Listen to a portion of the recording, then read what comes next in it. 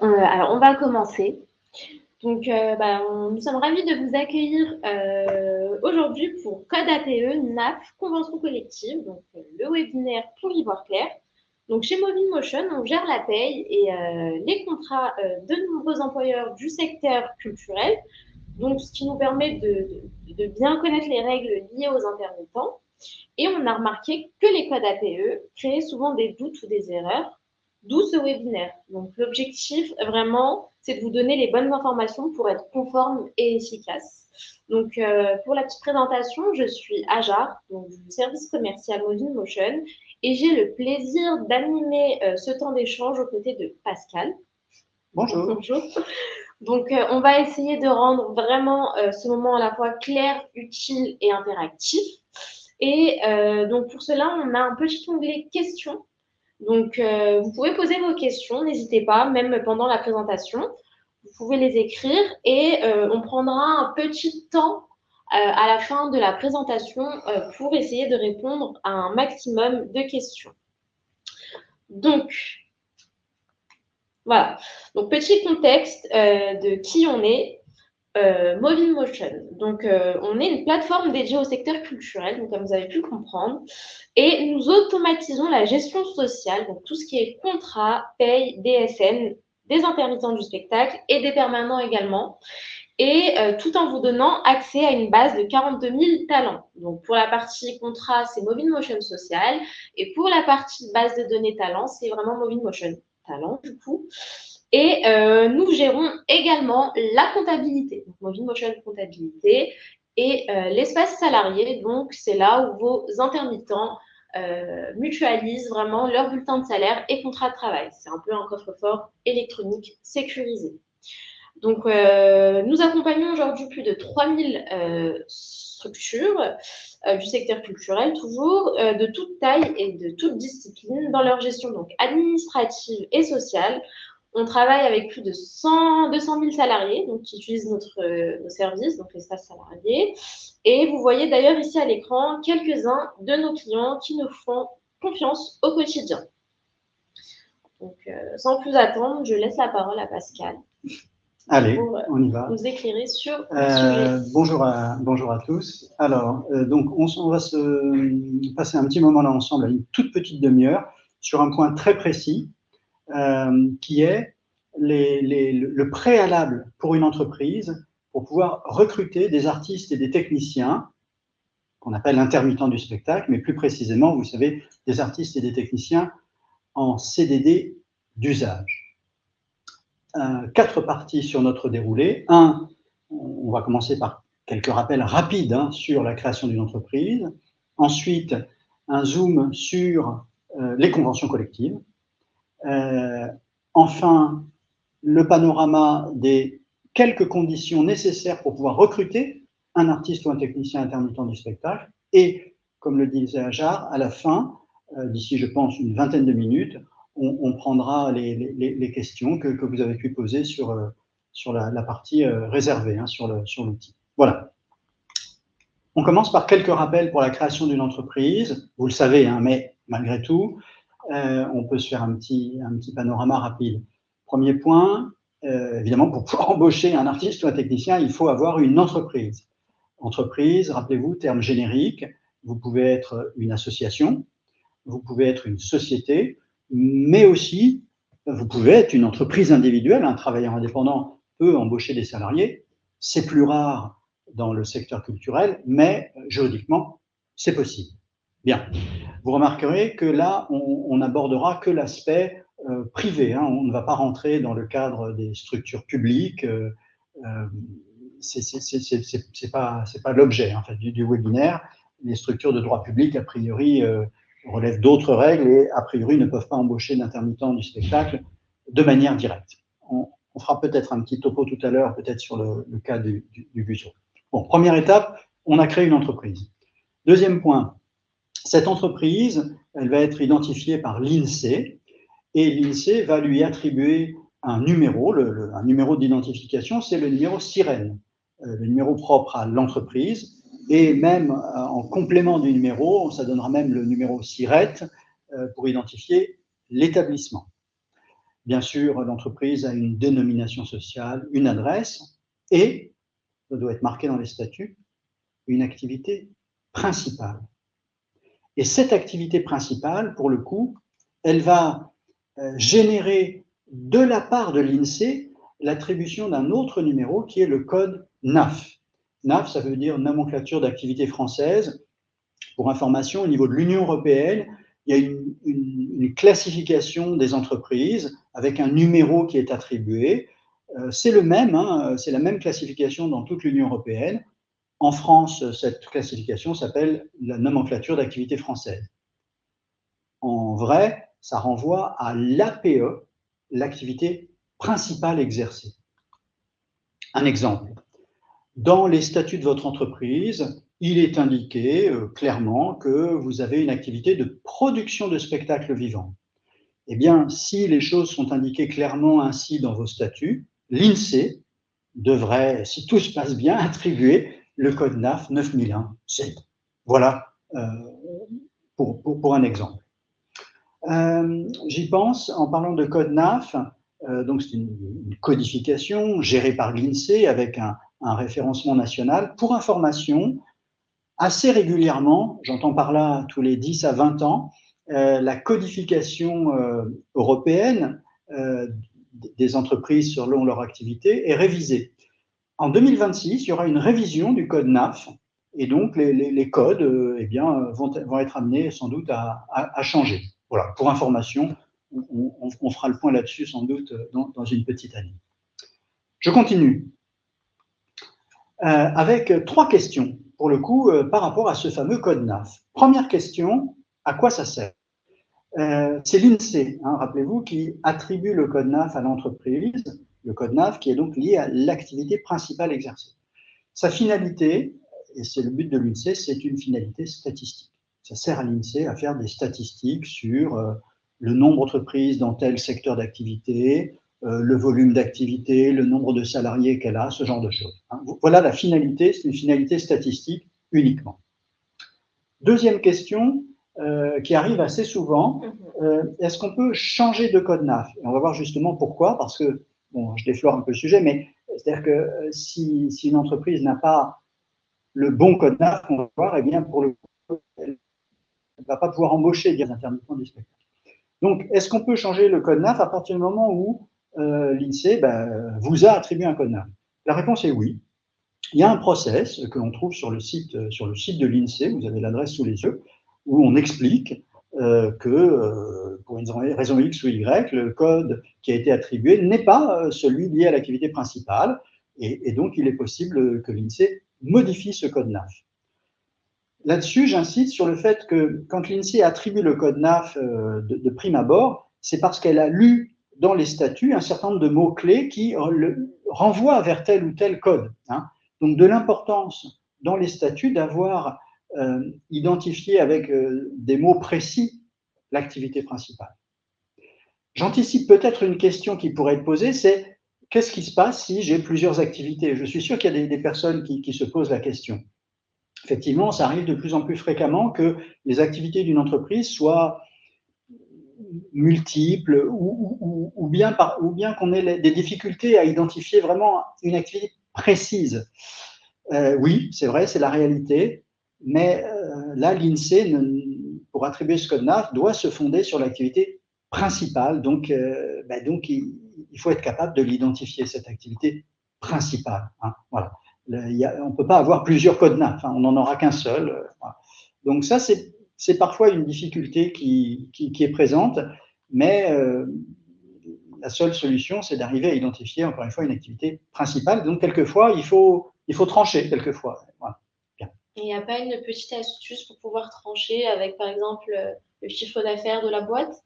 Alors, si effectivement, on a plusieurs activités, la règle officielle, c'est d'identifier le chiffre d'affaires majoritaire. Si effectivement, on a plusieurs activités qui génèrent, pour le coup, financièrement un chiffre d'affaires, c'est le chiffre d'affaires majoritaire qu'il s'agira de retenir. Absolument. Okay. Voilà pour notre introduction. Et on glisse maintenant vers un point important qui est les conventions collectives. Alors, Petit rappel, dès lors qu'on parle de convention collective, ça veut dire qu'on est en droit du travail, c'est-à-dire le droit du travail, vous savez, c'est toutes les relations toutes les règles qui vont régir les relations employeur-salarié. On a trois sources en droit du travail, c'est assez simple.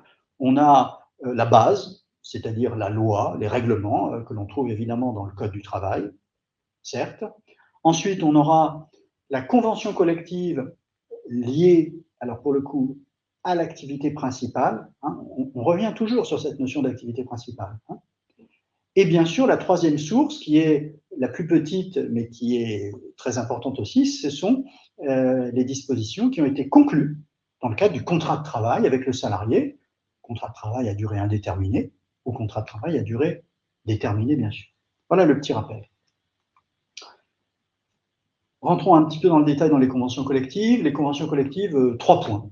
Premier point, elles sont identifiées avec un numéro, un code, c'est le code IDCC, ça signifie identification de la convention collective, soit toutes les conventions collectives ont un petit numéro à 4 chiffres. Bon. Ensuite, deuxième point, une convention collective, elle est liée à un secteur d'activité, d'accord ? Convention collective de la production audiovisuelle. Bon, ben, ça vise les entreprises qui relèvent de cette activité. Convention collective du spectacle vivant privé, par exemple. Bien. Ce champ d'activité, ce secteur d'activité, il est déterminé dans chaque convention collective, le plus souvent dans l'article 1er, qui s'appelle, la plupart du temps, champ d'application. Il s'agit de lire cet article 1er pour savoir si l'activité que l'on a au sein de notre entreprise rentre dans la définition qui est donnée dans cet article 1er. Et puis, bien sûr, la convention collective fixe les règles sociales applicables dans ce fameux secteur d'activité. Et dernier point, les conventions collectives, elles sont a priori applicables pour les entreprises qui sont adhérentes d'une organisation patronale qui l'a négociée, mais la plupart du temps, et c'est le cas dans les différents secteurs du spectacle vivant et enregistré, la plupart du temps, les conventions collectives sont étendues. C'est-à-dire que le ministère du Travail a signé un arrêté d'extension qui les rend d'application obligatoire, quand bien même l'employeur ne serait pas adhérent d'une organisation patronale. C'est obligatoire dès lors que l'on a comme activité principale, en l'occurrence, qui le spectacle vivant, qui le spectacle enregistré. Voilà hein, les 3 points essentiels sur les conventions collectives. Exemple, mon activité principale est la production de spectacles vivants, très bien. Eh bien, j'ai potentiellement 2 conventions collectives qui me concernent, soit la convention collective des entreprises artistiques et culturelles, vous voyez le petit IDCC 1285, soit les entreprises du secteur privé du spectacle vivant, avec un autre numéro IDCC. C'est un cas particulier, le secteur du spectacle vivant, il y a 2 conventions collectives selon les rapports qu'a l'entreprise avec les pouvoirs publics, notamment sur la question de perception de subventions de manière régulière. Profitons-en pour faire un panorama des différentes conventions collectives qui existent dans le spectacle vivant et le spectacle enregistré. On les passe en revue assez rapidement. Hein. Alors, commençons par les conventions collectives dans le secteur du spectacle vivant. On en a 3 finalement. Les 2 principales sont celles que l'on a citées sur la vignette précédente, entreprises artistiques et culturelles ou entreprises du secteur privé du spectacle vivant. Ça vise les entreprises qui ont les mêmes activités, hein, production de spectacles, diffusion ou gestion de lieux. Le distinguo, c'est le lien avec les pouvoirs publics, soit parce que dans le conseil d'administration, il y a un membre de la puissance publique, soit parce que l'entreprise perçoit des subventions de manière régulière. Une autre convention collective qui est liée au spectacle vivant, c'est la convention collective des espaces de loisirs, d'attractions et culturels. Ce sont les parcs de loisirs qui peuvent embaucher des intermittents du spectacle, donc sont dans cette grande famille du spectacle vivant. 3 autres conventions collectives, production cinéma, production de films d'animation, production audiovisuelle, qui sont 3 conventions collectives distinctes, qui renvoient, comme vous le voyez à l'écran, à 3 activités, pour le coup, différentes. Hein. On ne confond pas la production cinéma, production de films à destination des salles de cinéma, avec les films d'animation ou, encore une fois, la production audiovisuelle qui renvoie au contenu produit pour la télé, pour le web, ou encore des contenus type film d'entreprise. La convention collective de l'édition, qui renvoie notamment au secteur de l'industrie musicale, production, distribution d'enregistrements musicaux. 2 conventions collectives qui renvoient à des médias très connus, la radio et la télé. Et enfin, une convention collective qui est transverse finalement par rapport à toutes les conventions collectives que l'on vient de voir. Ce sont les entreprises qui sont prestataires pour le compte, qui du spectacle vivant, qui de l'audiovisuel. C'est la convention collective des entreprises au service de la création et de l'événement. Voilà le panorama. Alors, vous avez sans doute deviné, par rapport à l'objet même de ce webinaire, en fait, pour pouvoir embaucher des artistes et des techniciens intermittents du spectacle, une des conditions, c'est que la convention collective dont vous relevez soit l'une de celles qui est à l'écran. Restons sur les conventions collectives, là aussi avec 4 questions. On y va. Première question, comment choisir ma convention collective? Désolé de répéter à nouveau les choses, mais la convention collective applicable dans l'entreprise est liée à l'activité principale que vous avez. Voilà. Donc, il y a un parallèle avec le code NAF dont on parlait tout à l'heure, parce que quand tout se passe bien, il y a une harmonie qui se crée avec le code NAF et la convention collective. Voilà. Deuxième point, est-ce qu'il est obligatoire d'avoir une convention collective pour embaucher un intermittent? Réponse oui. Il y a une convention collective dans chaque secteur de la grande famille du spectacle vivant et spectacle enregistré, on l'a vu la vignette d'avant, et la réponse est oui. Pour embaucher un intermittent du spectacle, vous devez être dans vous devez appliquer l'une de ces conventions collectives. Troisième point, comment changer de convention collective? Ça fait un peu le pendant avec la question de tout à l'heure, est-ce qu'on peut changer de code NAF? La réponse est oui, il est possible de changer de convention collective. Avant de voir le déroulé que vous avez à l'écran, quand même un petit préalable. On ne change pas de convention collective, j'allais dire, sur un coup de tête. On change de convention collective parce que tout d'un coup, notre activité principale, encore une fois, a changé. On ne fait plus la même chose. On ne change pas de convention collective dans un but d'optimisation de quoi que ce soit. Voilà. Donc, le changement de convention collective, c'est relativement rare. Bon, quoi qu'il en soit, le process, il y a 3 grandes étapes. Premier point, on doit informer les services administratifs qui s'occupent de l'emploi et du travail. Premier point. Deuxième point, on doit respecter un préavis de 3 mois avant le changement effectif de convention collective. Et bien sûr, il s'agit d'informer votre CSE et dans tous les cas vos salariés si vous n'avez pas de CSE. Voilà les 3 étapes qui sont très très formelles. On parle, dans le Code du travail, il y a un article qui explique ce process, on parle techniquement de mise en cause de la convention collective. C'est le terme officiel quand on parle de changement de code de convention collective. Dernière question, est-ce qu'un employeur peut appliquer plusieurs conventions collectives? La réponse est non. En principe, non. Pourquoi? Parce que la convention collective est liée à l'activité principale exercée. Cependant, il y a des cas particuliers avec des dispositions de réciprocité. On va les voir tout à l'heure. Allez, on termine en se résumant les conditions pour employer un intermittent du spectacle. Premier point, évidemment, vous avez créé une entreprise. Si vous n'avez pas d'entreprise, c'est compliqué. On va voir que c'est possible dans la dernière vignette. Mais pour les professionnels, il faut avoir une entreprise. Deuxième point, il faut avoir comme activité principale l'une des activités du spectacle vivant ou enregistré identifiée par un code NAF. Les principaux codes NAF sont ceux que vous avez à l'écran. Et dernier point, vous devez appliquer l'une des conventions collectives présentes dans les différents secteurs du spectacle. En clair, avoir un IDCC, qui va être renseigné dans la DSN, mais là, on changerait de sujet, on glisserait sur la paye, mais c'est important, un IDCC comme ceux qui sont indiqués à l'écran. Voilà les 3 conditions.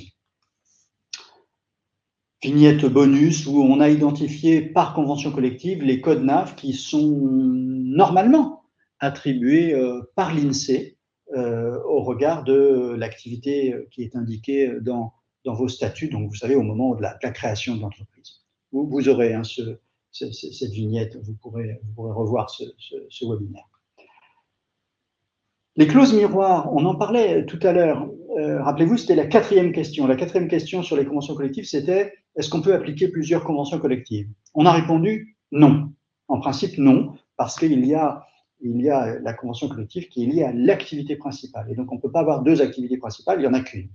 Mais il y a une particularité, pour le coup très particulière, si je puis dire, qui existe pour le coup chez nous, dans le secteur du spectacle.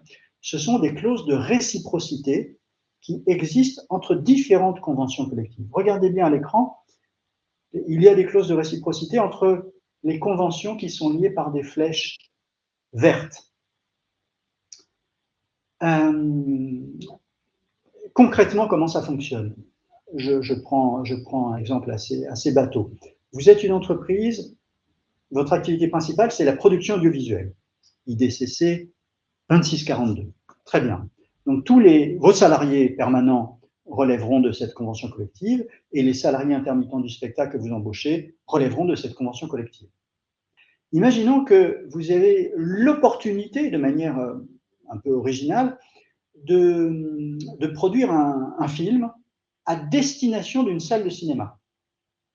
Dans ce cas-là, comme il existe une clause de réciprocité entre la convention collective prod audiovisuelle, la vôtre, et la convention collective de la production cinéma, il y a une clause de réciprocité dans chacune des 2 conventions collectives, et bien dans ce cas-là, les artistes et les techniciens intermittents que vous allez recruter uniquement pour la production de ce film à destination d'une salle de cinéma, pour cela, et donc c'est limité dans le temps, limité à leur contrat de travail, pour cela, vous appliquerez la convention collective de la production cinéma. Voilà un exemple. Donc c'est très ponctuel et ça ne vise que l'embauche des intermittents pour le temps de cette production. Ça ne vise évidemment pas vos salariés permanents qui resteront sur la convention collective Prod Audio. Du coup, je comprends bien.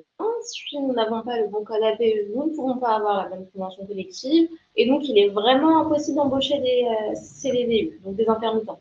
Alors, en tant que professionnel, oui, parce que du coup, vous ne serez pas professionnel, c'est-à-dire vous ne relèverez pas de l'une de ces conventions collectives.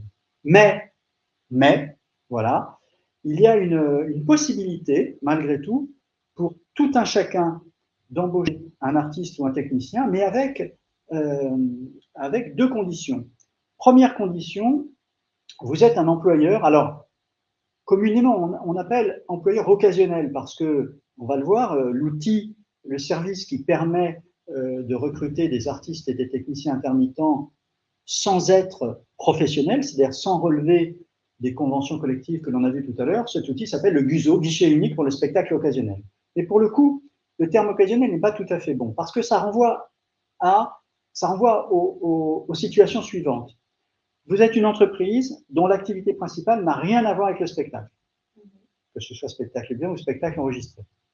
Vous pouvez embaucher un artiste ou un technicien si vous organisez de manière, pour le coup, occasionnelle, un spectacle vivant. Vous êtes une entreprise, vous êtes une boulangerie, vous êtes un garage automobile, vous voulez faire une fête de fin d'année pour vos salariés, vous voulez recruter 2 artistes musiciens, vous utiliserez le GUSO, ce dispositif, pour gérer le process d'embauche, gérer le contrat de travail, gérer le bulletin de paye. Le GUSO calculera pour vous les cotisations sociales que vous devrez sur les salaires que vous avez négociés avec vos 2 musiciens. Et autre situation, vous êtes un particulier. Vous faites une fête d'anniversaire, vous invitez vos amis, et pour ce faire, vous recrutez là aussi 2 musiciens. Eh bien, pour les rémunérer, pour les déclarer, vous utiliserez le service du GUSO, guichet unique pour le spectacle occasionnel. Mais encore une fois, cette partie-là ne concerne pas les professionnels que l'on accompagne à Moving Motion. Voilà, le petit tour d'horizon qu'on pouvait faire. Je crois que maintenant, on va regarder un petit peu les questions qui sont peut-être posées.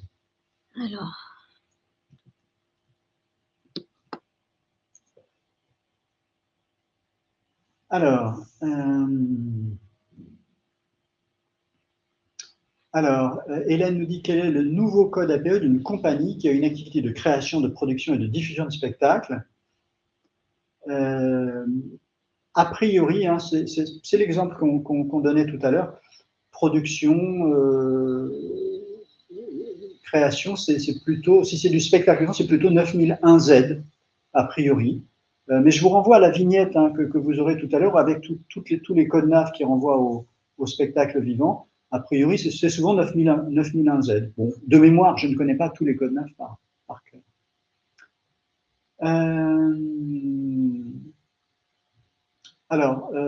Pardon, je vois pas qui a écrit. Tu peux juste. Eva nous dit dans ma situation, au répertoire sirène, donc le répertoire sirène, c'est le répertoire là où il y a les numéros sirènes qui sont donnés. Il est stipulé que notre association existe depuis 1975, pourquoi pas. Or, nous l'avons créée en 94. OK. Le SIRET, le code NAF, l'adresse sont bons. Que faire? Je ne sais pas. C'est assez étonnant. Je pense que si vous n'avez pas de problème administratif particulier, je ne vois pas ce qu'il y a à faire. Il doit y avoir alors soit une entreprise qui a le même nom, et donc il y a eu une confusion dans le traitement statistique du répertoire. Voilà. Si tout est bon pour vous, je pense que, et s'il n'y a pas d'impact au quotidien, je ne vois pas quoi faire. Amel nous dit, pour le changement de CCN, on parle de dénonciation. Non, c'est dans le Code du travail, on parle de mise en cause. Ça revient à peu près au même. Le terme de dénonciation est un peu similaire, mais le terme officiel, c'est mise en cause de la convention collective. Voilà. Camille nous dit, quelle convention entre entreprises artistiques et culturelles ou spectacle vivant privé du spectacle vivant pour une compagnie de spectacle émergente et qui demande à l'avenir des subventions pour produire des spectacles? Alors, en fait, votre question, Camille, est très bien parce que vous terminez par « et qui demandera à l'avenir des subventions pour produire des spectacles ?» Ça veut dire que vous vous placez déjà dans une position où vous considérez que votre activité nécessite un financement public. Donc, logiquement, la convention collective que vous devriez appliquer, c'est la convention collective des entreprises artistiques et culturelles. Eva nous dit, une fois par mois, nous embauchons des comédiens qui participent à un enregistrement de CD audio. Sur l'AEM, nous signalons que ce travail dépend de la convention collective de l'édition, alors que notre convention collective habituelle est celle du spectacle privé. Je vois bien la situation, sauf que administrativement, ce n'est pas possible. Pourquoi? Parce qu'il n'y a pas de réciprocité entre la convention collective du spectacle vivant, du secteur privé du spectacle vivant, et la convention collective de l'édition. Donc, vous n'avez pas à faire ça. En fait, sur l'AEM, vous ne devez pas indiquer pour cette activité particulière de vos comédiens, vous ne devez pas indiquer la convention collective de l'édition, vous devez laisser la collective principale. Camille rebondit et nous dit, si on applique convention collective du secteur privé du spectacle, est-ce qu'on peut quand même demander des subventions? La réponse est oui. Il n'y a pas de contre-indication. Comment dire, la différence est assez subtile. En fait, c'est la convention collective des entreprises artistiques et culturelles. Les entreprises qui relèvent de cette convention collective ont des liens réguliers avec les pouvoirs publics, notamment parce que, par exemple, ils perçoivent des subventions de manière régulière. Ou tout du moins, ils tendent à percevoir des subventions de manière régulière. Une entreprise qui relève de la convention collective spectacle en privé, elle ne cherche pas à avoir des subventions de manière systématique. C'est ça la distinction. Yann nous dit, peut-on embaucher des intermittents si l'on est en entreprise individuelle avec un code 5911 A, B ou C, j'imagine? La réponse est oui. Une entreprise individuelle, vous savez, c'est un travailleur indépendant, peut tout à fait avoir des salariés. Juridiquement, c'est tout à fait possible. Une entreprise individuelle a un SIRET et pour le coup, un code NAF, un code APE, et donc doit appliquer une convention collective dès lors qu'elle se mette à avoir des salariés. Et donc, 59.11 A, B ou C, ça renvoie plutôt à l'audiovisuel ou le cinéma. Donc oui, c'est possible, Yann.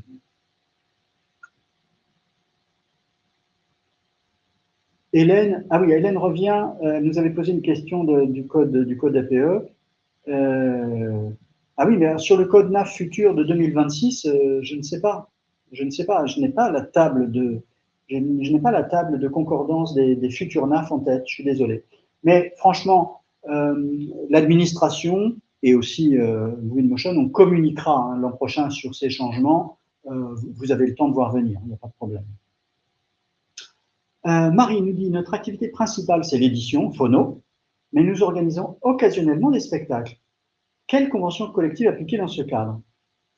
Eh bien, ça renvoie à ce qu'on a dit tout à l'heure. Il n'y a pas de clause de réciprocité entre la convention collective de l'édition et l'une ou l'autre des conventions collectives du spectacle vivant. Du coup, vous ne pouvez que garder votre convention collective de l'édition. Youssef nous dit, pour la production de films d'entreprise, les films corporate, une convention est forcément obligatoire. Youssef, votre question, je me permets de la modifier. Ou plutôt, j'aimerais vous poser une question, c'est quelle est votre activité principale? Si votre activité principale, c'est produire des films d'entreprise, la réponse est oui, vous devez appliquer la convention collective de la production audiovisuelle. Voilà. Si votre activité principale n'est pas la production de films d'entreprise, ben du coup, quelle est-elle? Voilà, donc là, je ne peux pas aller plus loin. Marianique nous dit, peut-on appliquer le SMIC pour payer des techniciens sur un projet de court-métrage de fiction, que ce soit pour le cinéma ou l'audiovisuel, et bien que les conventions collectives soient différentes? Dans chacune des conventions collectives, il y a des minima de salaire, d'accord? Si c'est un court-métrage de fiction, il peut y avoir dans la production, cinématographique, de mémoire, des dispositions un petit peu particulières qui permettent de déroger, il me semble, au minima de salaire pour les techniciens, mais c'est dans un cadre très précis, notamment de films à petit budget. Donc, ce n'est pas forcément les courts-métrages. Donc ça, c'est une particularité propre à la production cinéma. Il n'y a pas ce genre de particularité pour l'audiovisuel. Valentin nous dit, je travaille pour une prod ciné qui produit pour des clients des pubs destinés aux réseaux sociaux. Leur budget ne permet pas de rémunérer au minimum de la convention collective ciné. Comment faire? Car la convention collective audiovisuelle ne prévoit pas ce cadre-là.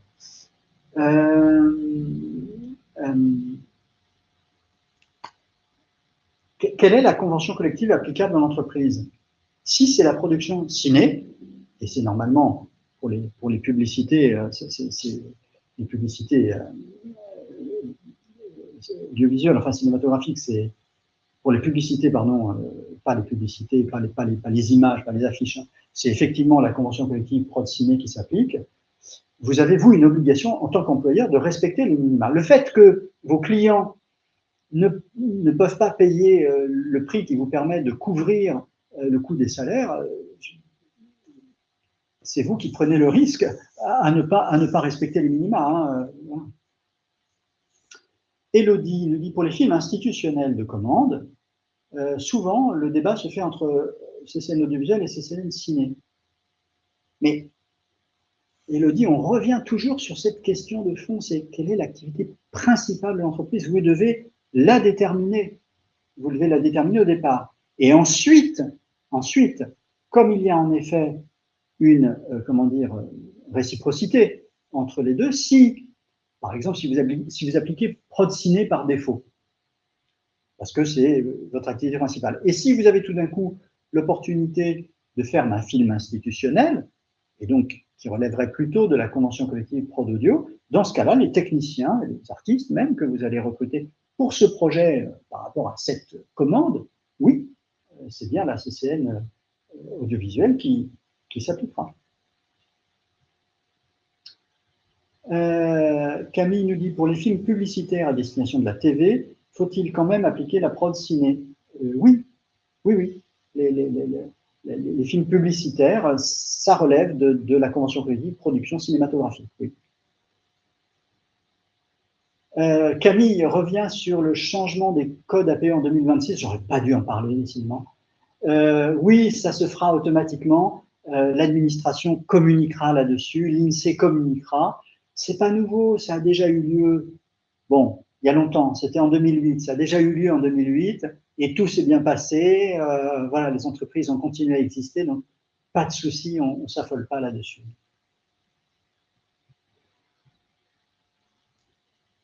Youssef nous dit, la grille des minima de salaire en prod audio n'est pas étendue aux films d'entreprise. Point d'interrogation. Je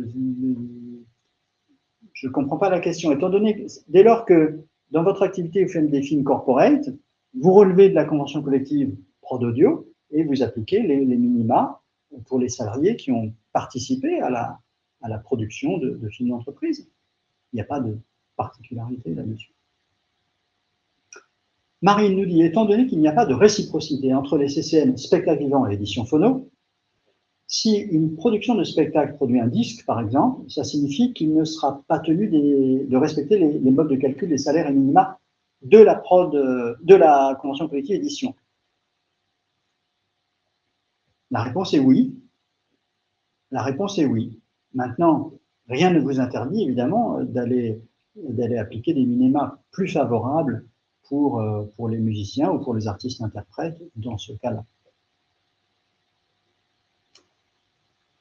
Voilà, je crois qu'on est arrivé un petit peu au bout des questions. Donc, merci à tous et à toutes pour votre présence, vos questions. Vous recevrez très prochainement un petit mail avec la petite vidéo du webinaire ainsi que la documentation. Vous avez mes coordonnées éventuellement qui s'affichent, donc n'hésitez pas, si vous avez des questions ou autres et que vous souhaitez échanger, à me contacter directement sur mon adresse mail. Merci beaucoup, Pascal. Merci, Ajar. Merci à tous d'avoir suivi ce webinaire. Et on se dit à la prochaine.